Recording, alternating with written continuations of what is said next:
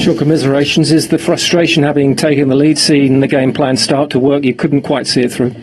No, not at all. They're a very good side. We know that. They virtually every game they make chances. You've got to try and stop them chances. We didn't do. Penalty's an incredible one, but look, we could debate that all day. It's been debated endlessly by the managers. We've had a Zoom call with the powers that be to say it's a farce where it's at with penalties, but that's the way it goes. It went against us. We just hope we get one back. We haven't had a penalty, so it'd be nice to get one.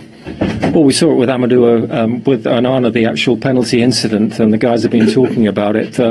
It's what's an unnatural position, I suppose. Well, you get that, but even before that, that's completely natural. He's not even putting his hand up to save it. He's not putting his hand to get in the way of it. He's literally thrown himself to try and block it for your team. How that's given us a penalty is just bizarre in my world, but then I must be from a different planet, because on Saturday the linesman was 8 yards from a decision, no decision made. They would look at the VAR 6 times on a screen, give the decision that's in his ear. Tonight the linesman gives that and he's 50 yards away. So go figure, I don't know who's giving what anymore. Is it the officials who are the problem, or is it the law in this case that's the problem? Who knows? All the managers are debating it. We all said on a Zoom call months ago that what is going on with it.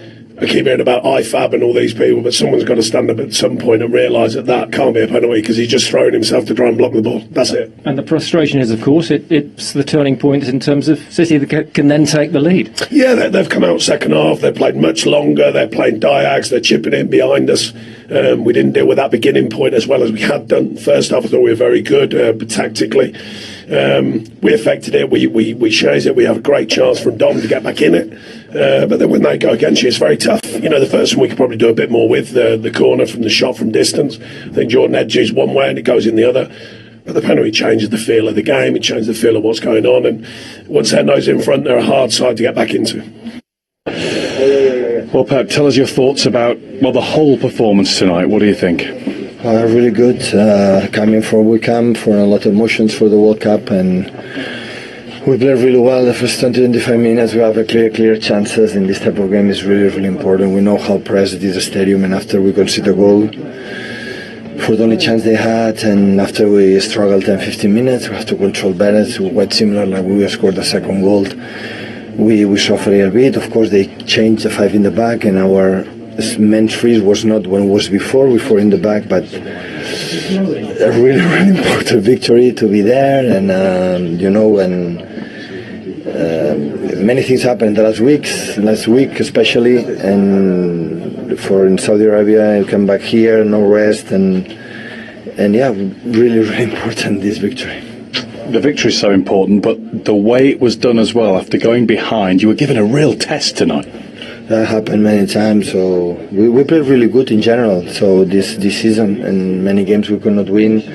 The performance was quite similar, but the second half, the guys read perfectly the way we should attack. They close inside to put more direct to the wingers and make a runners, wingers, runners, and the quality of the players, they did the rest. Pep, you seem to really enjoy that one in the end. Was it a very important result for you tonight, and the performance and the circumstances? Yeah, really important. You said it was a massive win for us. After we came from Saudi Arabia to being the world champion. Yeah, really pleased. Go down and how we react and prove it again how special is this group of players, this club already, no group of players, all the club, the mentality that we have all of us in our bones. So we want to be there. I know we are not top of the league. I know there's still many games to play. A lot of things is going to happen. Never saw Premier League like every game.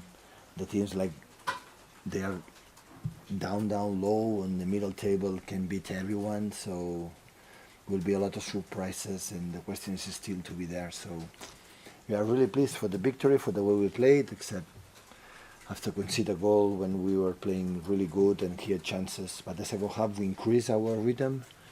We play more direct to the wingers and making a lot of runners, and that was really good. Given that you were 1-0 down and the circumstances, does that make it even more satisfying to come back? Absolutely, but nothing is easy. So football is like that, life is like that. So how you overcome the difficult moments. So I would love to have after 20 minutes 0-4, but this is in Disneyland. In the real football, it happened. It happened when at Crystal Palace, the way we played, we could not win. But how you overcome that situations. But these players move. I remember when we came back from Saudi after being world champion, and I was there sitting in my seat, and I listened to the players. They didn't know. I listened to them and said, "Oh, Everton." Start to talk about Everton. 3 days ago, start to talk about Everton, and I said, "Wow, this is my team." That means still, how the difficulty. We saw the teams they beat here. The way they play is so special. They have to control many things, and that is, we want to be there. So I like to, after what we won in many years, I still had the feeling that they want to try it again. And the moment when you win a lot, the tendencies, go down. And we had a lot of problems this season. We played really well, and many games we were not able to win. Because the people say, Man City is not the same. We lost one game in the last 12 or 13. And fairly, Aston Villa were miles away better than us. But the rest of the games, we were better. If you analyze how we played, we were better. But we couldn't win. It's football, it's happened, it's life. But I still have the desire to, to focus after, the world champion, how good we are. We don't talk about ourselves, how good we are. What's next? And that I like it. I like a lot. Pep, John Stones hurt his ankle in a moment in the game when the Everton player would have been offside. Is that a rule that has to change? Someone has to look at. But I said to Anthony Taylor, but it's the same with the hands. Here there is one hand. You go to Europe, Champions League, it's another hand. So I don't know, honestly. I don't know. Yeah, it's offside. Is offside. When it's doubts, okay, don't do it. But it's offside, clear. It's offside. Have to make 25 meters. Now he's injured. And they did me right. No, you're right, Pep. When I tell you're right. Yeah, you're right, but so yeah, what's the situation? So no, again. So do you know how serious the injury is yet? No. Simon on the end, please. How pleased were you with Phil Foden tonight stepping up in the game, and are you seeing things now playing in the middle that you weren't at the start of the season? We forget sometimes how young is Phil. The game at Crystal Palace, he didn't help us, to win the game. But that will help to learn. In the next games, Urawa or Fluminense, and today, he learned. And the last minutes, he played completely different than he played in Crystal Palace. The talent we know is there. So can play in wingers, striker, dropping, can play, in positions, attacking midfielder. And without the absence from Erling, so we need the players with a little sense of goal, and Julian and Erling has to play there. Otherwise, we don't have many players with a real sense of goal, and that's why it's so important for us how he's playing. And we are really pleased for the game he played. But still, don't forget, he's young, and there are a lot of things he has to improve to be an incredible top class player for many years. Paul, back. What exactly has John done at which part His ankle. Ankle. How disappointed is he? Because he's had quite a stop-start season. Yeah, sometimes you have seasons like that way. Start going bad, and going bad. Hopefully the damage is not big and can come back soon. And January will be less demanding than it was in December. December had been really tough with the important players injured, but still we are there. So I had the same feeling. The way we are playing is quite good, more than good, I would say. But the mentality is still there. Still, they are angry and upset when they are not win, and they are relatively calm when they win. So, and that is the best way to handle the good moments and bad moments. Matt. Just clarify the situation at Haaland, because you told Amazon before the game that he's not trained with the you hope he's back in January, so might he miss? No, he's training alone. He's running, getting better, but he's not training with the team, not yet. Kevin is training with the team, but Erling is not yet training with the team. But it feels better. It's a question of bone stress. It's not fracture, but it's a question when the pain will disappear. So it's getting better. But So you say hopefully January, maybe? yeah, hopefully, yeah. We wish that, yeah, definitely. Michael. Sorry, did you say Kevin is training with the team? Yeah. I mean, do you think he's getting closer to the time? Yeah, it's close. But today had fatigue yesterday. and we have to be careful when you have injured for 3 months, like ACL for example, 6 months. If you know handle a little bit good the timings, you get injured again. So the injury was serious. So step by step, but he's training with us and he's clean here.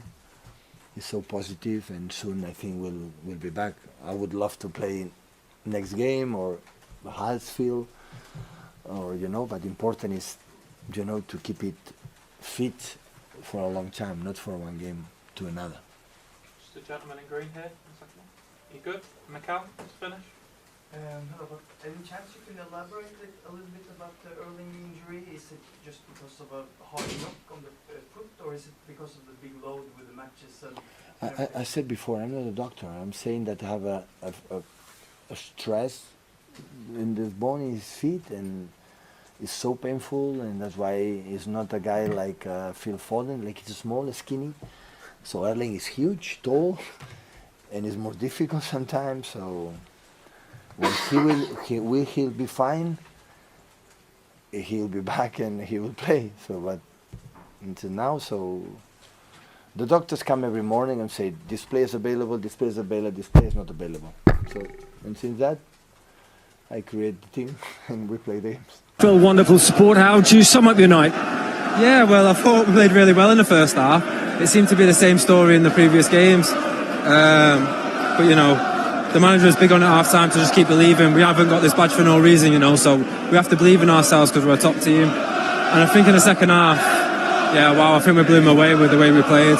But, I'd like to praise Everton as well because they've been doing really well recently and they're a top side and they make it difficult. So really happy with the result. Difficult place to come. Did you catch Jordan Pickford by surprise, do you think, with your shot? Maybe, because I hit it so quick. Yeah, maybe I caught him by surprise, I don't know, I'll have to see it back. It happened so quickly. I was just delighted to see it hit the back of the net. And after that, was it the mark of champions, the way you grew into the game after that? Yeah, I think we needed that first goal that I scored to just give us momentum. And I think after that, like I said, we blew them away and played tremendous football, so really happy. You're having this great run in the team right now. Is this as consistent as you've been? Is it as good as you've felt? Me personally? Yeah. Probably. I've had a good run of games. You know how much I like playing in the middle as well, and thanks to the manager, he keeps playing me there at the moment, and long may that continue because I enjoy it every time I play in there. And there might have been a second for you as well. Oh my God, so close. I hit it so well, and on another day it hits the post and hits the inside of the post and goes in, but the most important thing is that we won, so I'm delighted. And a touch of class as well from Bernardo. Yeah, mate, he's a tremendous footballer, one of the best footballers I've seen. Because he's not the biggest, he's not the strongest, but the way he uses his brain in the game is something that I always try and learn of. So tremendous football, and it's so important for us. Well, these fans will believe there's more to come and another title to come. When you look into the second half of the season now, what do you feel? And obviously key players to come back in. Yeah, we've got massive players to come back in. The likes of Earl, Doku, Kev as well. So we've got 3 important players there to come back. And Erling Haaland. Yeah, Erling. Yeah. When they come back, hopefully it'll make the team stronger, and we need them at the moment because we're short on numbers, so looking forward to when they come back. Phil, well done tonight. You are the player of the match. Congratulations. Thank you. Thank you very much. From Foden, we haven't got this badge for nothing. They are Club World Cup champions, and they certainly in the second half showed that they were always going to have the composure to come back. Phil Foden got them underway. Most definitely, and you have to go back to what Glenn said, I think, earlier in the show, where he said they've come off a run of bad games in the Premier League. They've gone away to the Club World Cup. They won both games, become world champions. So that is a confidence booster in its own. And for me, they needed all that confidence in today's game. They had to stay patient. They couldn't get frustrated because Everton made it really, really difficult for them.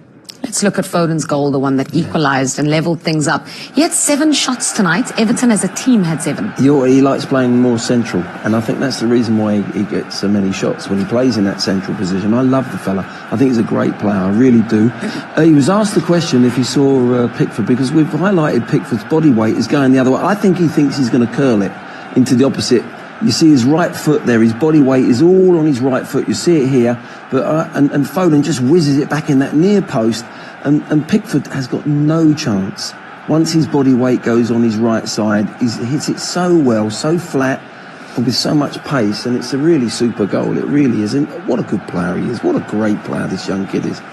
He really is. He's tremendous, and he's somebody, I think, I used to speak to Jolien all the time, and Jolien used to coach him when he was younger and in and around in the training ground, and they used to have to ban the balls from being around him because he wouldn't go in after training. He would just stay out there for hours and then working on things like shooting, passing, first touch, and it's all paying off. It's all coming out in the games now. At that point, it's 1-1, and Man City they awarded a penalty. Yeah. Did we agree here in the studio that it should have been given? I'm with Don on his co-coms, Don Hutchinson. Where can he go? He's half a yard off the ball. He's trying to block the ball with his body. He's trying to put everything on the line to get the block. That is not, I don't know where we're going with handball. I really don't. If that's been given, in my opinion, it's just my opinion, if he didn't give that, I don't think VAR reverse it back the other way. And I think the rule has to be changed. It's not always VAR that is the culprit here. These rules are deliberate handball. What's wrong with deliberate handball? It makes it so much easier for the referees as well. And I'm sitting at home watching games and I'm thinking, matches are being determined. If it happens in a World Cup final one day, perhaps we'll sit up and make sure we have to change the rules. There's so many times now, nobody in football knows what a handball is anymore. I'm in agreement. I'm unsure of what's a handball and what's not. Especially when you see some of the decisions that have not been given over the course of the festive season right now, so it's intriguing. But there's a rule now that's making defenders put their arms behind their back. Onana cannot he's trying to block the ball. He's not going to put his arms behind the back. If you're standing and there's a shot coming from 3 or 4 yards, you've got time to think, all right, I've got to put my arms behind. We don't want to see that. Young generation of kids are going to have to defend with their arms behind their back. They're off balance. They're going to break their shoulder if they're trying to block balls like that. It is ridiculous. We've got to, we've got to tear up that rule and go back to deliberate handball. No one in football, in my opinion, a referee or a player can say that was actually handball. Let's put that to the intentional handball. Let's put that to the test, shall we? Because we have a former Premier League referee, Dermot Gallagher, with us right now. Good. And Dermot, we're going to put you under some pressure with the hard questions. Glenn had a very interesting one, which said, if that was not given, do you reckon VAR would have turned around and said to the referee, you should have looked at that? I think the VAR would have given a penalty, Jules. I looked at one replay. I said straight away they'll give this. The reason I say I'm in 100% agreement with what Glenn says about handball. It's not the referee's fault. It's not the referee's doing. It's the referee's problem.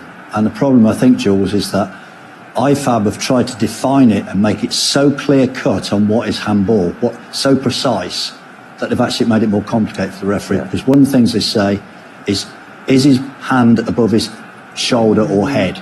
Well, you look at that, his hand's at shoulder height. Where's he meant to put his hand? Glenn, I get that. I agree. I'm really pleased that you've said that you're saying that they would give it still a penalty, but it's the rules that need to change. Do you agree? And I think, Glenn, I'm 100% in support of it. I think that's the problem. It's not the referees. It's not them driving this forward. It's what they've been told to do. It's the IFAB saying, is the arm above the head or the shoulder? Yes. Is the arm outstretched? I mean, and look how complicated they've made it, Glenn. In the last year, they talk about the silhouette, the T-shirt line, and all these things. It's so difficult for a referee. And I think inevitably we're moving more and more towards what you see in the Champions League. Yeah, but Dermot, there's proximity not come into that. Even though his arm, it wasn't way above his shoulder, it's sort of almost level, but there's proximity not come into it. No player on the earth could actually get out of the way. He's trying to block it for his team. Look, he's trying to get there. The ball is half a yard away. It's hit his arm. There's no deliberate handball there. If we can make the rule deliberate handball, no one can say that's deliberate. Glenn, I can't disagree with you. I can only tell you what the referees have to do. And I could go further than that. I tell you, if that had been England playing Denmark in the Euros, that would also be a yellow card, because the argument from the referee would be that shot is on target, therefore he's stopping a shot on target. But it wasn't on target, it was going over the bar.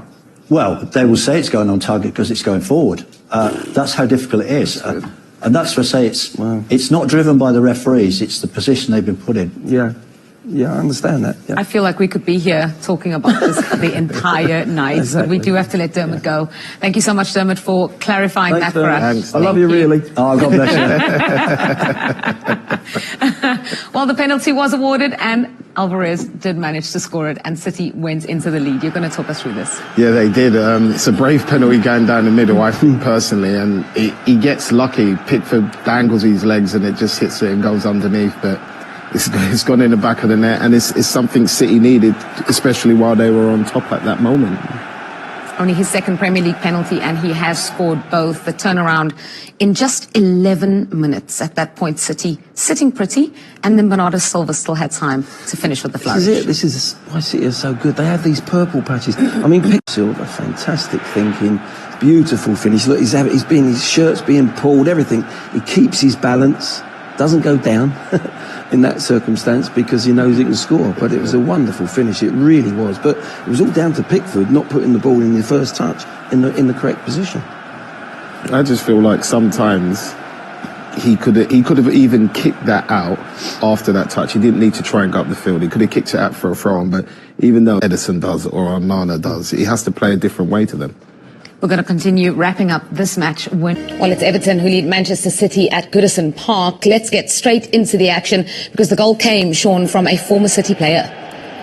Yes, it did. There's a few errors here. I think there with Bernardo's slip, the ball maybe should have gone somewhere else, but I think Everton do well after that.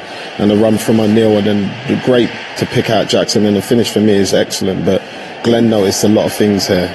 But it's such poor concentration from City. It really is. Look at John Stones. He's ball watching. He hasn't got a clue where Harrison is. Ake is. I don't know where Ake's mind is. His lack of concentration here as this ball comes at. There's a glance, and it's a great finish from Harrison. But there's 3 or 4 defenders for City who will look at that tomorrow when they analyse that and think, where was my mind? And at this level you get punished. If you're not concentrating on your defending, I don't care if City have been the better team, they've had great chances, you're going to get punished, and they were. Yeah, 74% possession, 12 shots for City, but it's Everton who lead. And in fact, it could have been 2-0. Both of you said before it would be uncomfortable, it would be difficult today for Manchester City, and Everton had a second chance as well. Yeah, they did. They're doing really well on their set pieces, but Harrison on the end, and it's such an unorthodox outside of the boot effort, but it's fantastic one at that, and the saves match it. And apart from that, Ederson ain't had too many saves like this to make, but when he's called into action, he seems to be doing well with it right now. The goalkeeper who has been busier, though, is Pickford. He certainly has. He's made some unorthodox saves with blocking and with his feet, a couple with his hands, which I think was excellent. But again, this is Everton behind the ball this time, and they still break through. And Núñez here, we thought he might have took another touch first, but twice now Pickford saves it with his feet. Lovely diagonal. This is where Grealish has been wide all through the game. He drives on into the box. That's where we want to see him, Sean, in them positions, don't we? Yeah. And again, great save from Pickford. A wicked save from Pickford. And here now, the ref plays a little bit of advantage here, and Jack again is at the heart of it today, just causing a lot of problems, and a cute little toe poke there. But Pickford again to the rescue. And if I was City right now, I'd just keep giving it to Jack, because I think he's got him in a bad situation right now. But I think there Rodri has to go with his laces there. I think maybe that may have been the wrong option for that shot. A goal down, and also having lost John Stones, that injury. There was some issue about should they have raised the flag a little bit earlier? This is always going to happen, and I think that's too tight for the referee to put his flag. Sorry, the linesman to put his flag up. That one's too tight, because that could have been a legit goal.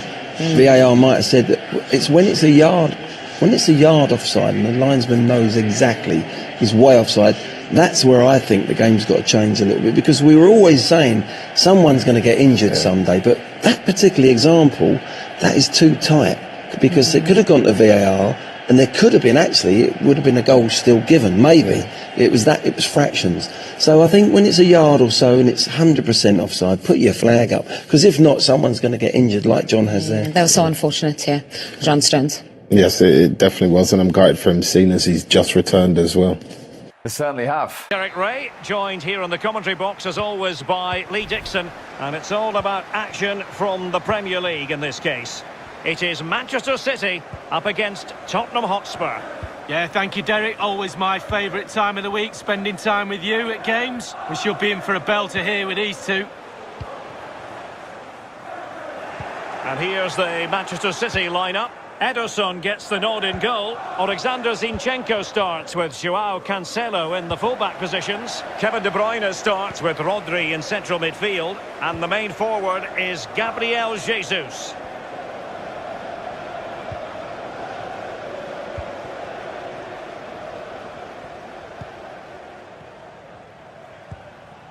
Joao Cancelo.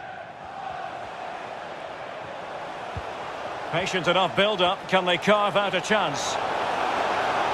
Must take the lead here. Well, they're going to be...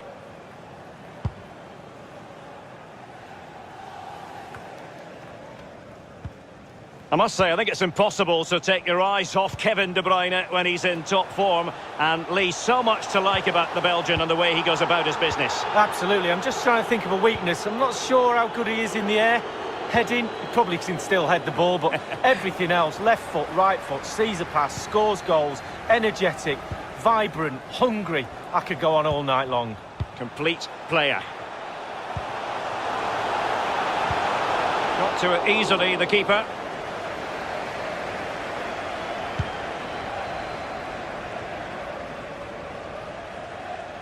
Losing the ball, Dele Alli. De Bruyne threading it through.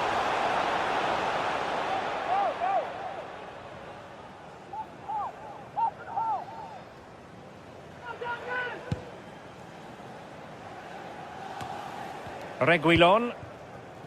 Now Son. Promising move from Tottenham. Well, the defending not the best here.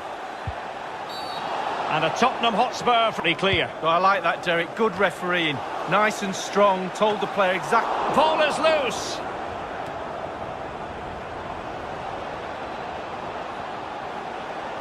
MRBEAR. Well, goalkeepers live a charmed life at times, but that was just brilliant. Really, really good goalkeeping.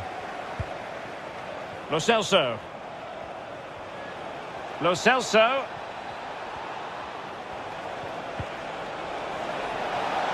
Bale. Son in the centre. Just not testing the